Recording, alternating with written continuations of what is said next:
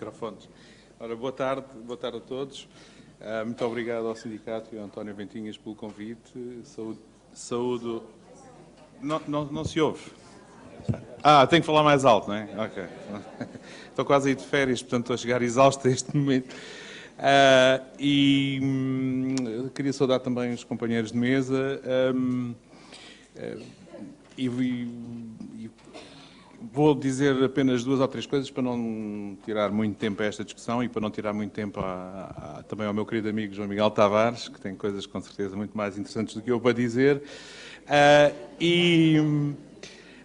Porque é um olhar muito importante, ou seja, foram aqui ditas um olhar de fora. Eu acho que esta batalha trava-se muito fora, no mundo das pessoas não entendidas nas questões específicas do direito.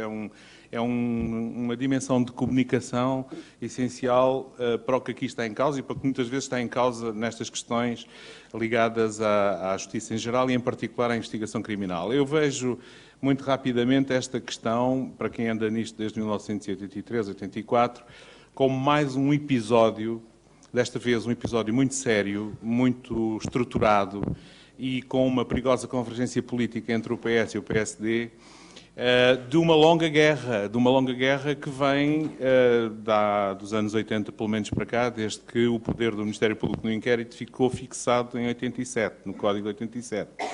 Esse é um momento fundador, do meu ponto de vista, desta guerra, porque há setores que atravessam o PS, o PSD e o CDS, não estão interessados em ter um Ministério Público eficaz, um Ministério Público forte e um Ministério Público autónomo. Eu acho, enfim, acho interessante a formulação que foi feita para esta conferência, a questão de saber como é que se investiga a corrupção sem autonomia.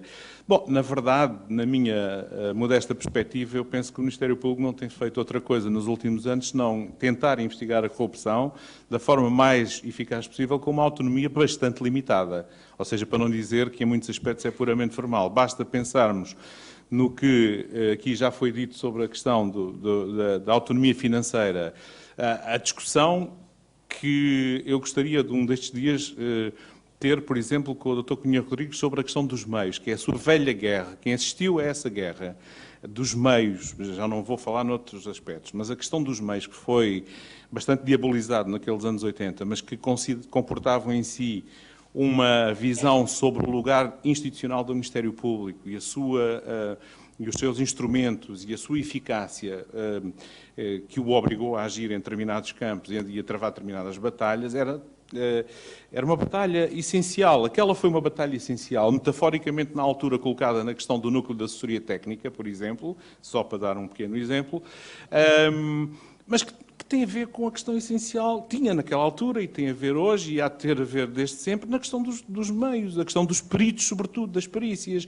É verdadeiramente espantoso chegarmos ao ano de 2019 e estarmos ainda a discutir, por um lado, a forma de disponibilização do dinheiro e a forma de recurso às perícias, transformando os Procuradores-Gerais da República em exercício, muitas vezes, em verdadeiros pedintes a bater à porta do Palácio de São Bento, como aconteceu na Operação Furacão, como aconteceu na Operação Monte Branco, como aconteceu nas investigações, por exemplo, desde que se criou aquele crime do abuso bem urbanístico à Câmara de Lisboa, e acontece, estou a falar apenas daqueles mais conhecidos.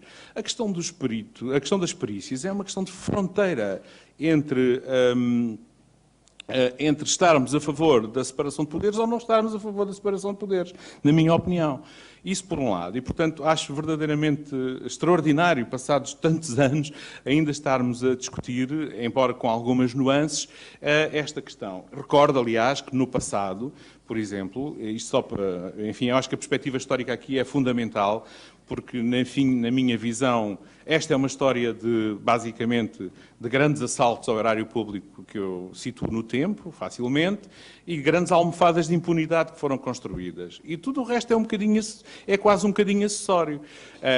Os grandes, vocês sabem, como eu, os grandes assaltos ao erário público, situados no tempo, são momentos fundadores de ciclos de impunidade brutais, que foi a questão dos perdões fiscais, foi a questão dos fundos comunitários, que é uma história que está completamente completamente por fazer, mesmo uma certa história negra das privatizações está por fazer, foi a questão das faturas falsas, que é um momento em que o regime abanou brutalmente, nunca como naquele momento houve pessoas que disseram coisas que disseram, estou-me a lembrar das coisas que o Ferraz da Costa disse, foi quando, enfim, em desespero veio publicamente dizer, não, ele invocou o financiamento partidário.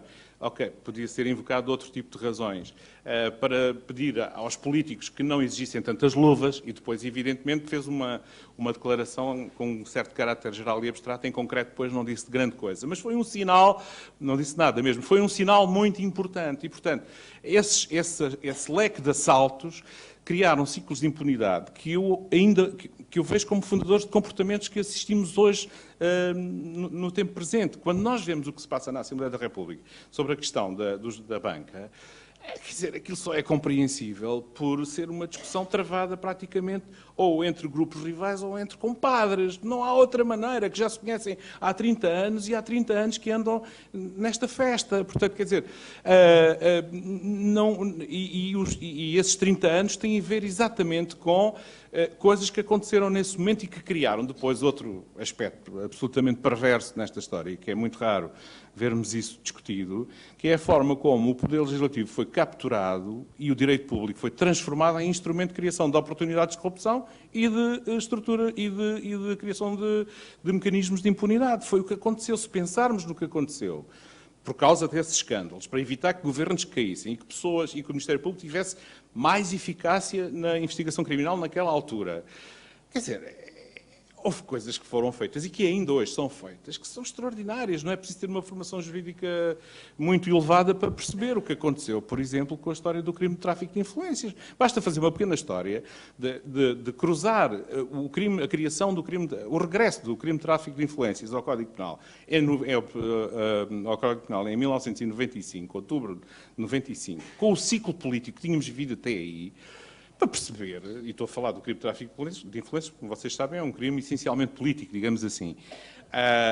Quer dizer, aquilo é brutal, o que já acontecia, o grau de conhecimento que já tínhamos em 95 sobre mecanismos de enriquecimento absolutamente opacos que existiam na política. Quando, nessa altura, o Dr. Duarte Lima era o caso mais escandaloso, digamos assim, eu acho que isso é a caricatura do sistema político que já tínhamos, ou pelo menos de parte do sistema político que já tínhamos naquela época. E só soubemos que era algumas coisas, porque houve uma investigação por tráfico de influências e outros crimes, que foi arquivada porque o crime não existia ainda, foi anterior a 95, o crime não era possível indiciá-lo por aquele tipo de crime, mas pelas contas dele já passavam 1 milhão de contos, 5 milhões de euros, para quem não se lembra da conversão, já passavam testas de ferro, investimentos em obras de arte. Quer dizer, o Dr. Duarte Lima politicamente tinha alguma importância, mas não era a pessoa mais importante daqueles governos, daquele ciclo político do PSD. Portanto, o que isso trouxe por exemplo, estou-me a lembrar do tráfico de influências, podia-me estar a lembrar de uma forma mais contemporânea da contratação pública, que é outra história extraordinária que eu acho que também devia ser feita um dia.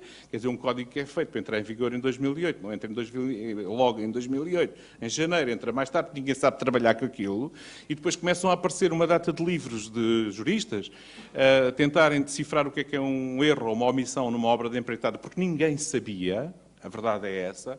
E depois só em 2012, estamos a falar de uma diretiva de 2004, mas só em 2012 depois é que, enfim, há alterações que tornam aquilo um bocadinho mais operativo. Quer dizer, estão a brincar connosco, quer dizer, aquilo não é...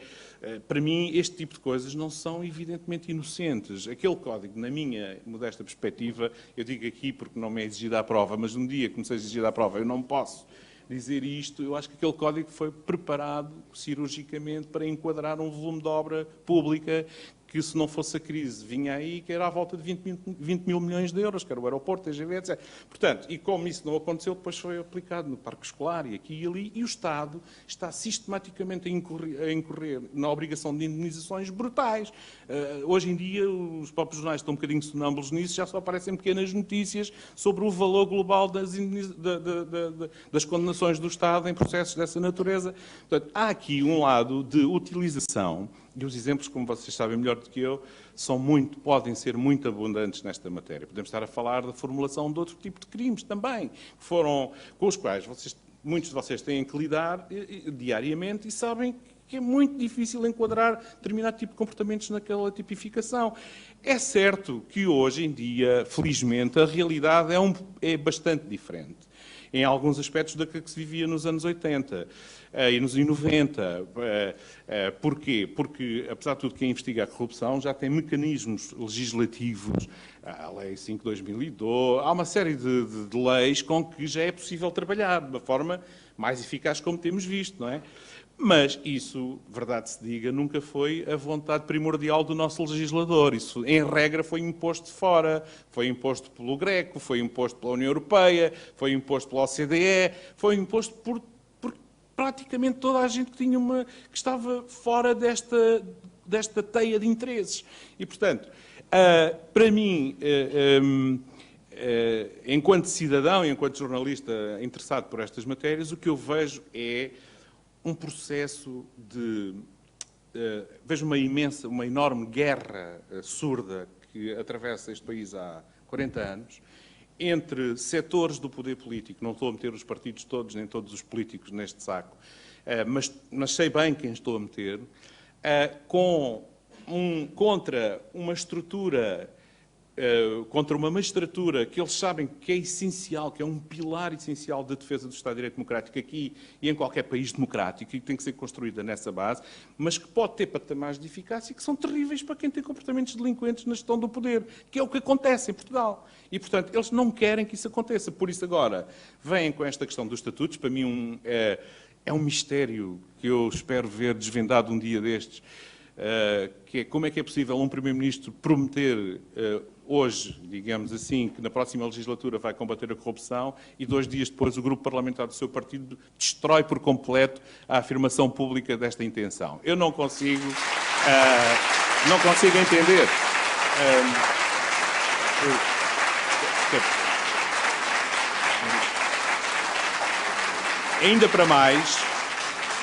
Ainda para mais, tratando-se de um Primeiro-Ministro que até pode invocar algum legado nesta matéria, porque é o governo dele, enquanto Ministro da Justiça, entre 2000 e 2002, que algumas destas leis boas, digamos assim, são aprovadas. Embora a experiência deste governo, ou seja, da sua experiência enquanto Primeiro-Ministro, seja mais ou menos desastrosa, como sabemos, na questão, e está a ser completamente desastrosa, nesta questão da vontade de querer combater a corrupção. Portanto, isto para mim é um verdadeiro mistério, como é que se chega politicamente a uma situação destas. Mas, como vos disse há pouco, uma das explicações que eu encontro tem a ver com o passado, certo? E tem a ver com o caráter tem a ver com uma lógica de motim, para ser benévolo e não meter toda a gente nesta coisa. Portanto, há uma parte do grupo parlamentar mais ligada a anteriores lideranças que se amotinou, vejamos a coisa assim, por exemplo. Tal como no passado, acho que é possível, temos de ter algum cinismo na forma de analisar estas coisas, mas acho que é possível. Tal como no passado, e é por isso que esta história da guerra é prolongada e dura, teve outros episódios relativamente parecidos, se nos lembrarmos. É preciso ter memória nestas coisas. Agora estamos a discutir o Estatuto nesta perspectiva. Em 2003, outro partido, outro governo, o governo do Dr. Barroso, não é? Quis fazer uma reforma que encurtava drasticamente e imperativamente os prazos de investigação da corrupção, dos crimes económicos em geral, da corrupção em sentido lato, para 6 meses.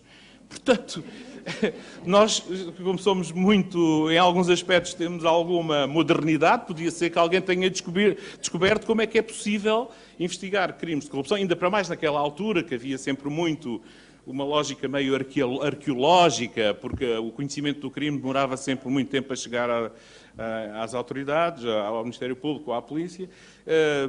Podia ser, mas isso foi apenas uma manifestação de foi apenas mais um episódio desta guerra, tal como, vamos lá ver se a gente se entende, aquela história por exemplo, em relação àquilo que eu chamo os grandes assaltos. A história do Fundo Social Europeu é uma coisa extraordinária, quer dizer, onde o próprio problema jurídico é que, ou seja, a manipulação do direito e do poder legislativo é que resolve a embrulhada toda em que nos estávamos a meter. Porque eu acho que muitas pessoas não têm a noção disto, que é a história uma vaga... há aquela situação de 86 a 88, o dinheiro do Fundo Social Europeu desaparece, o Estado fica com o problema que o ONU tem que investigar aquela imensidão de casos, não tem peritos, não tem meios, não tem isto, não tem aquilo, certo? E houve uma solução ardilosa que a maior parte das pessoas hoje em dia já não se lembra, que foi o tal problema jurídico, mais uma vez nessa perspectiva de manipulação da lei, que foi aquela questão, aquela suma questão de saber em que momento é que se consumava o crime, se era no momento da aprovação da candidatura ou no momento do recebimento. Ora, o João Miguel está um bocadinho já espantado com isto, mas agora ainda vai ficar mais espantado. Esta questão demorou, como vocês sabem, 20 anos a resolver. O Acórdão de Uniformização de Jurisprudência foi de 2006. E, portanto, como o prazo de prescrição era 5 anos, aquilo foi tudo à vida, não é? Pronto, portanto, ou seja, há aqui um conjunto de comportamentos que, de facto, que vêm do universo político, vêm de um grupo de interesses fortemente instalado dentro dos 3 partidos, na minha perspectiva, que já se manifestou em processos, vocês sabem isso tudo melhor do que eu, e que criaram um estrangulamento brutal a vários níveis da sociedade.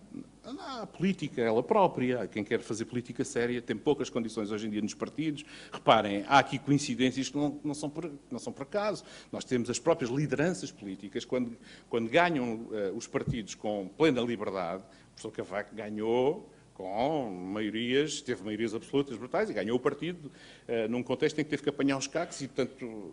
Mas quando chegou a vez dele, teve que inventar um tabu para se ir embora, porque não tinha condições já para controlar aquele ambiente de escândalos brutal da segunda maioria absoluta. E, portanto, se quisesse preservar a sua continuidade enquanto a sua carreira, tinha que se ir embora rapidamente.